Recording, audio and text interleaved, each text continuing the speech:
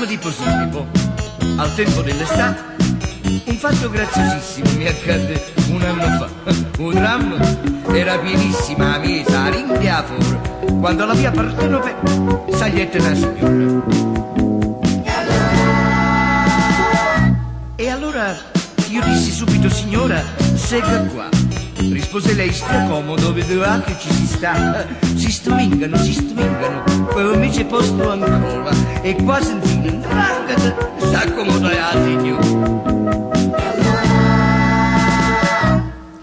E allora dietro l'angolo io mi strinsi ancora un po', lei rise e poi guardandomi le gambe accavalciò. E sospirai verena una piezzi coscia fuori, come sospirai Cesare per coscia la signora.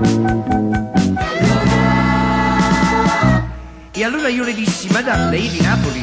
Oh no, mi sono 2000 anni, fai bagni qua certissimo, no, mi porto domani, vorrei vedere Forisio, non visto mai finora, se vuole io posso, e subito sempre a signora. E allora io poi, accorgendomi che dentro al tramway la gente ci guardava, dissi: madame, scendi.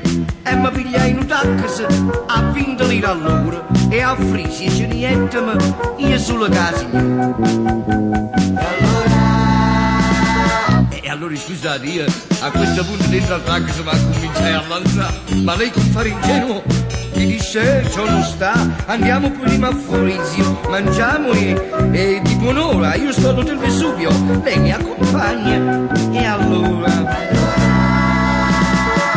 E allora io feci subito necessità di più, ma a Frisia ci mangiaimo 200 lire più. Mo tornando, immaginatemi, stavo con lui fuori quando all'Hotel Vesuvio scendette la signora. E allora qui viene il graziosissimo, perché viene per trasì a tutti presentarmi, presento mia mamma. Mi aveva pigliato proprio per un caffone fuori e gettami in da camera e si spogliava la signora. Oh, e allora proprio mentre io stavo per m'abbracciare vicino alla porta, tuccate, sentette i tuzzoli. Chi mai sarà sta bestia? Si mandi alla malora, un cameriere in smoking con la signora. E allora ci guardai curiosi tutti e tre. Lei prese il conto, pagalo 2083. Una pensata di spirito dissi: mo non è ora. E il cameriere pratico: pardon signora. E allora lei mi fa, dice: lei è un picchio, una vara, ma qua stupido, madonna, io ho speso 100 lire di taxi, 200 per mangiare, 2080 alla camera, e questo che è buon'ora, che ci può anche Napoli, carissima signora. E allora, senza attendere, mancano io, no? Pigliai un cappello e subito me ne scendette là.